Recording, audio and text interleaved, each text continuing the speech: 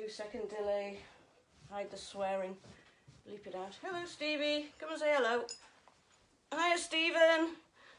Stevie, say hello to Stephen. Morning, Liam. Well, good morning, everybody. Hello. Nice to see you. So this morning, morning, Michelle. Yes, the stormtrooper says good morning as well.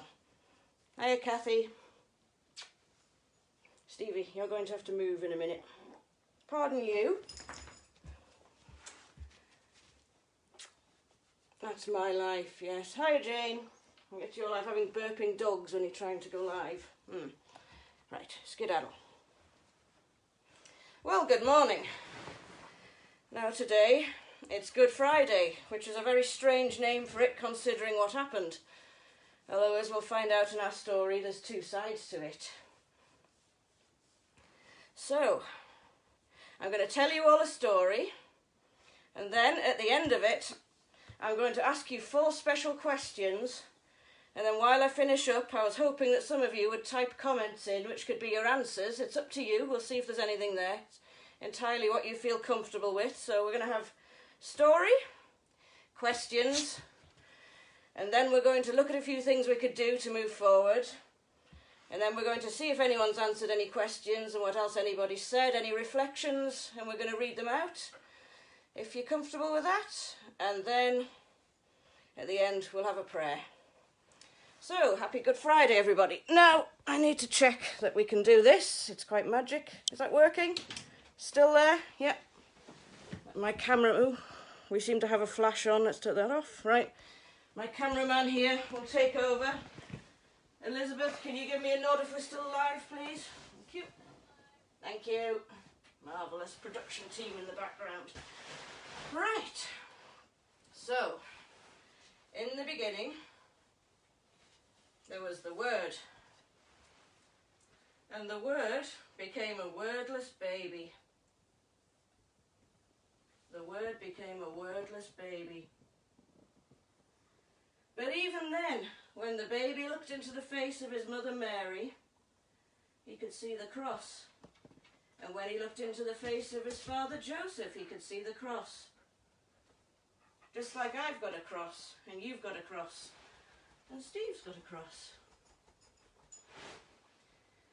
And Mary and Joseph gave the baby everything he needed. They fed the baby, they clothed the baby, they kept the baby warm, and so he began to grow.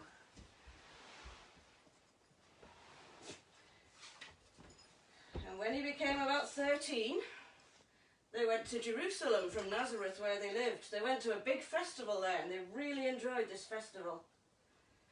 And then, because everybody had to walk everywhere in those days, they set off back to Nazareth, back out of the great gate, out of the old city of Jerusalem. And they'd been walking for 2 days back towards Nazareth when Mary and Joseph realised that Jesus wasn't with them. And they asked everybody. They asked their friends, they asked his friends he'd been playing with, and nobody had seen him for 2 days. So they had to hurry back to Jerusalem. They went back in through the great gate.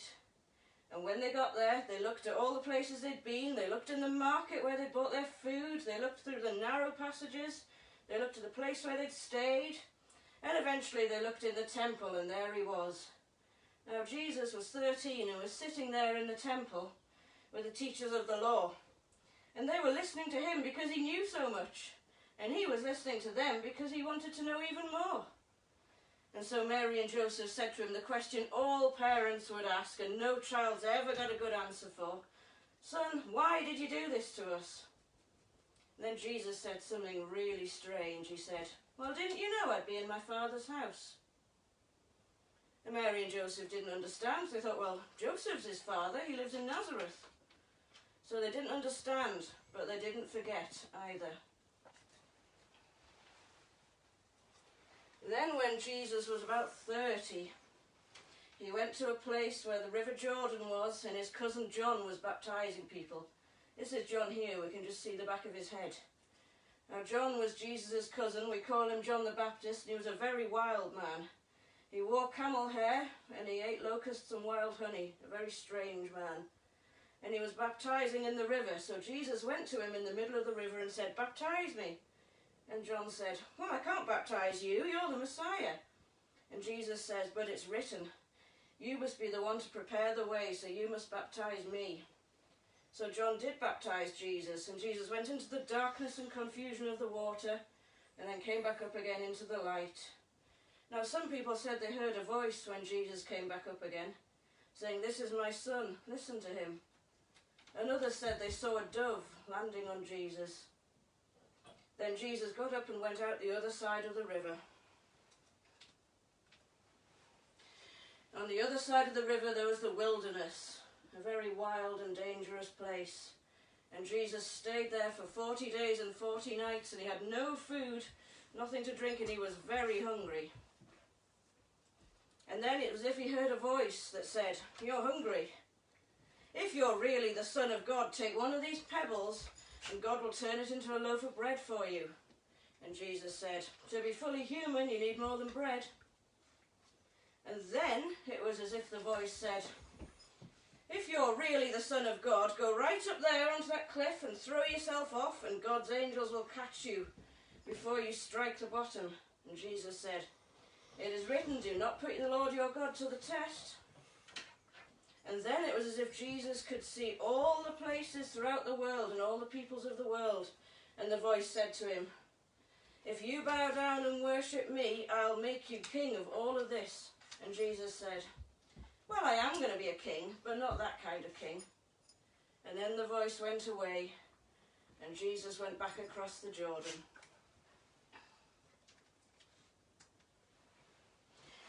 Go and see Elizabeth. Somebody call the dog. There's space here. So then Jesus started his work. You can see Jesus' work was getting close to people. And Jesus got so close to this person that he's got his thumbs in his eyes. And that's what Jesus did. Jesus got close to people and it changed them. He got so close to this man that the man could see because he'd been blind. And not just because Jesus had his fingers in his eyes. He was actually blind. But Jesus coming close to him changed him and he could see. And that's what Jesus did. Deaf people could hear. People that couldn't walk before could now walk. Jesus changed people by coming close to them. Jesus also told amazing stories called parables. And then Jesus knew he had to become a parable. So he set off towards Jerusalem one last time. Excuse me. Thank you. So Jesus went into Jerusalem and the people greeted him as if he was a king. They waved palm branches and they shouted, "Hosanna to the Son of David." But the thing was, they weren't paying attention, because Jesus didn't arrive on a big white horse as the head of an army like a king would. He came in on a donkey, and it wasn't even his donkey, it was a borrowed donkey. So they weren't paying attention, but they did welcome him as a king, and that's what we celebrated last Sunday on Palm Sunday. And then he stayed in Jerusalem for a few more days for the rest of the week, which was Holy Week that we've had this week. So on the Monday, Tuesday and Wednesday of this week, Jesus was in Jerusalem. And one day he was in the temple and he said to his disciples, just watch this rich man. And a rich man came and put his offering in the offering plate. But then Jesus said, watch, and people had to help him. He had so much money, they had to help lift it. And it made a phenomenal noise when it went into the offering plate. So loud, all that rich money. But then Jesus said, look, listen. And the disciples listened. And an old woman came and she put her offering in. And it was just one small coin, the smallest there was. And you could only just hear it go into that plate. And then Jesus said, who do you think gave the most? And the disciples couldn't agree. Some thought the rich man, some thought the old woman. And Jesus said, I tell you, that old woman gave more because she gave everything she had. And then it was Thursday, which is the Thursday we celebrated yesterday. We call it Maundy Thursday now. And people were going to arrest Jesus, but they couldn't find him because he'd gone upstairs to an upstairs room to have a last supper with his disciples. So after they'd finished their meal, which was the Passover meal, which is what Jewish people celebrate, Jesus took a loaf of bread and he said something like, whenever you eat this bread, I will be with you. And the disciples didn't understand. They said, you are with us, Jesus. But they didn't forget either. And then he took a cup of wine and he said something similar. He said, "This cup is like my blood. Whenever you drink it, I will be with you." And again, the disciples just didn't understand, but they didn't forget. And then Judas, who was the disciple who was going to betray Jesus, left. And the rest of them sang a hymn, and then they went out. Excuse me, please, dog. Thank you. And then they went out to the Garden of Gethsemane on the Mount of Olives, and Jesus said, "Stay awake while I pray." But the disciples just kept falling asleep. And Jesus prayed, and then eventually some people came to arrest him. And it was a really strange night. This was Thursday night leading to Good Friday, like today. Because Jesus was put on trial, and then in the morning he was crucified on a cross. They hung him up on a cross to kill him. And Jesus died on this cross. And then they took him down and they put him in a tomb, a big cave, and they rolled a big stone across the entrance of the cave like a big door. And then on Saturday, things were so quiet you could hear the earth breathe. On Sunday morning, some women came because they wanted to be close to Jesus. They said, "Well, we know it's going to be really sad, but we want to be close to Jesus." So they went to the tomb, but they said, "How are we going to move that great big stone out of the way?" But they got there, and it was gone already. And they couldn't find Jesus. They said, "Where's he gone?" And then they looked up, and they realised Jesus was still with them. And that's the miracle of Easter. That's the story of Easter, how Jesus is still with us. And just as he said, he's with us when we break the bread and eat it together, and he's with us when we share the wine, and he's even with us when we can't do that together because of this isolation, this lockdown. Jesus is still with us all in our homes. There he is. And you see, when things are awful, like they are for some of us at the moment, you've got this side, but you've also got this side because God is still there. And when we're feeling in a mood of celebration and we can really feel God's presence with us, we can still remember what God did. You see, these two come together. You can't separate them. They don't come apart. They're part of the same thing. They're always together. So you can see we've got our story. We've got a beginning, Jesus being born, a middle, where he's doing his work, and an end. But the end is also a beginning. So this story can go round and round and round. So, time for me to ask you some questions. I wonder, which bit of the story did you like best? I wonder if there was a bit that you especially identified with today. I wonder if you think there's a bit of this story that we could take away and still have all the story left that we need. I wonder which bit you think is the most important. So just if you want to, type that in as a comment if you think of anything. If not, then that's fine. I'm sure you're all thinking anyway. Now I'm going to take the camera back from my awesome cameraman here, and we're going to think of some stuff we can do. How do we do this? There we are. Hello again. Am I still there, Elizabeth? Yeah, good. Yeah. Right. So to do some wondering about this story, let me show you some things you can do. Look, you can do anything you like. Look, I've got my rainbow and my cross on the window there. So one of the things you could do if you want to think more about this story is you could do some artwork. Can you see that there? I've got some paints. I've got some pastel-y things and some paper. I'm sure you've all got loads and loads of art materials. And this isn't just the children, although I'm sure they'll really enjoy that. This is also the adults. I do this all the time and I'm 42, so come on, no excuse. You can maybe build something if that helps you handle. I just have bricks.